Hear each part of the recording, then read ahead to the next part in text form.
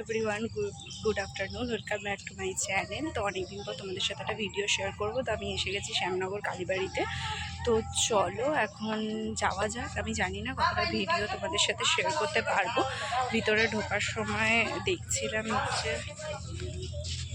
Video তো allow নেই, তো তাও দেখছি। তো দাঁড়াও, এখন খুব রোদ, তো তাই জন্য বোঝা যাচ্ছে না, তো ব্যাক ক্যামেরা করে সব দেখাচ্ছি তোমাদের। এই পাখির ডাকগুলো শুনতে পাচ্ছ তো? জায়গাটা কিন্তু খুব সুন্দর, অনেকটা বড়।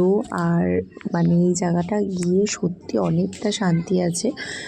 আমি তো অনেক বছর আগে গেছিলাম, আর আমি সন্ধ্যের পর গেছিলাম, তাই জন্য এই জায়গাগুলো আমি হয়তো দেখেছি, অন্ধকার ছিল বলে ভালো মতন বুঝতে পারিনি। জায়গাটায় এতটা শান্তি আছে না, মানে সিরিয়াসলি, মানে সেটা বলে বোঝানো যাবে না। মানে যারা যাবে তারাই বুঝতে পারবে।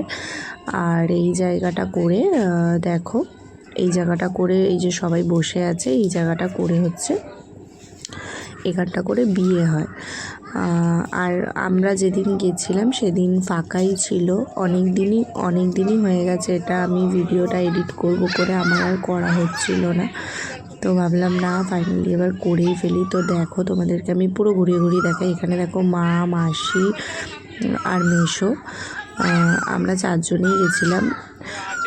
তো এখন ঘুরে ঘুরে দেখছি। দেখো এখানে মানে মোবাইল ব্যবহার করা নিষিদ্ধ আছে, কিন্তু বাইরেটা অনেকেই দেখলাম ভিডিও করছে, তাই জন্য ভাবলাম না আমিও একটু তোমাদের সাথে কিছু শেয়ার করি।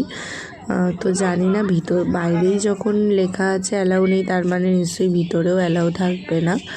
তো চলো তোমাদের যতটা দেখাতে পারবো। ওই জায়গাটা করে, যেখানটা জুম করছিলাম, ওই জায়গাটা করে মায়ের মন্দির। এখন অলরেডি 4:45 বাজতে যায়, তাও রোদ্দুর এত, বুঝতেই পারছো। তো আমাদের পুজো দেওয়া হয়ে গেছে, ফাঁকাই ছিল, বেশি ভিড় ছিল না।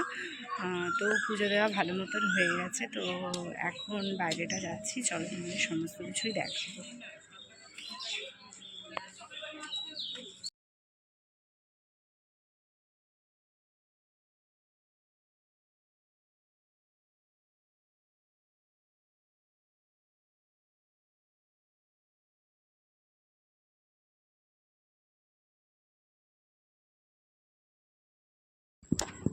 আমি আর মেসো এসেছিলাম গঙ্গার ঘাটে। এটা শ্যামনগর গঙ্গার ঘাট। মন্দিরটা থেকে অনেকটাই দূরে, তাই জন্য মা আর মাসি বলল আমরা বসছি, তোরাই যা। তো মেসো জল নেবে, তার জন্য এসেছিলাম। তো দেখো মানে পুরো মানে শ্যামনগর কালীবাড়িটাও যেরকম নিরিবিলি, গঙ্গার ঘাটটাও সেরকম নিরিবিলি। তো দেখো এখানে একটা ঠাকুরের মন্দিরও আছে। এটা কিন্তু লোকনাথ বাবা না, অন্যই কিছু একটা ঠাকুর লেখা ছিল, তো আমার মনে নেই। আর ওই দিকে দেখো কত ঠাকুর, মানে ওই বিসর্জন দেয়নি, মানে এমনি পুজো হয়ে গেছে, ওই জন্য বসিয়ে দিয়ে গেছে। তো গঙ্গায় তো জল নেব এখন, ভাটাই, কিন্তু কিছু করার নেই। মেসো বলল নিয়েই নিই, যখন নিয়ে এসেছি জল ভরার জন্য, তাই জন্য এই জলটাই নিয়ে যাবে।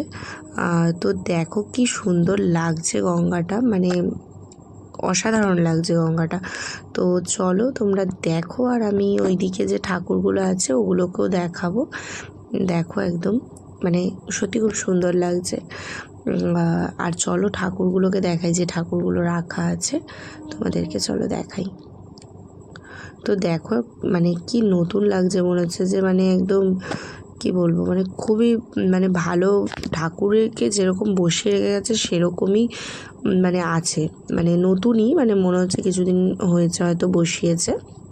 কিন্তু আমাদের ওখানে একদিনই ঠাকুরের অবস্থা যা করে, মানে আমাদের গঙ্গার ঘাটে, কিন্তু এখানে যথেষ্ট ভালো আছে, মানে সেরকম কিছু নেই।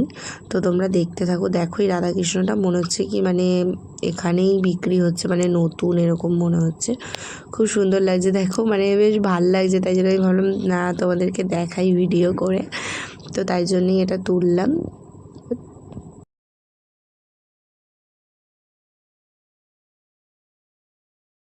আমাদের তো জল নেওয়া হয়ে গেছে, এখন আবার যাব মানে মন্দিরের ওখানে মা মাসি যেখানে আছে। তো মা অনেক দিন ধরে এটা লোহার কড়াই কিনবে বলছিল, এখানে ভালো পেলো, পছন্দ হলো, তাই মা কিনে নিল। আর এইখানে দেখো পাথরের ঠাকুর পাওয়া যায়। আর এইদিকে সব মানে ছোট্ট একটা ব্লগ তোমাদের সাথে শেয়ার করলাম। যদি ভালো লেগে থাকে please like comment share and subscribe করে দিও। খুব তাড়াতাড়ি দেখা হচ্ছে নেক্সট কোনো ব্লগে। তো আজকের জন্য বাই।